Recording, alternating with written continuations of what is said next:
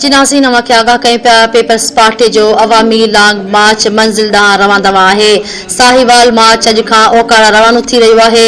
अवामी मार्च रेनाला खुर्द ऐं हबीबाबाद खां थींदो पतोकी ऐं फूल नगर पहुचंदो।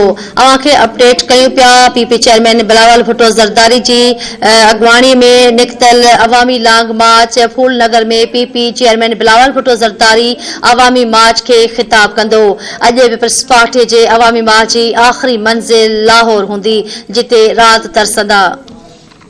अवां खे अपडेट पिया कयूं। नाज़रीन, पीपल्स पार्टी जे चेयरमैन बिलावल भुट्टो जी सरवाणीअ में निकितल लॉन्ग मार्च वारो काफ़िलो पंहिंजी मंज़िल ॾांहुं रवां आहे। साहिवाल मार्च अॼु खां ओकाड़ा लाइ रवानो थी रहियो आहे। अवामी मार्च रेनाला खुर्द ऐं हबीबाबाद खां थींदो पतोकी ऐं फूल नगर पहुचंदो। फूल नगर में पीपी चेयरमैन बिलावल भुट्टो ज़रदारी अवामी मार्च खे ख़िताब कंदो।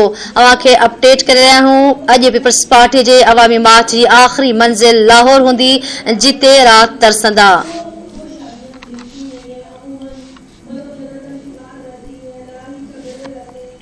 अवां खे आगाह करे रहिया आहियूं। पीपल्स पार्टी जो अवामी मार्च मंज़िल तरफ़ रवां आहे। साहिवाल मार्च अॼु खां ओकाड़ा लाइ रवानो थी रहियो आहे।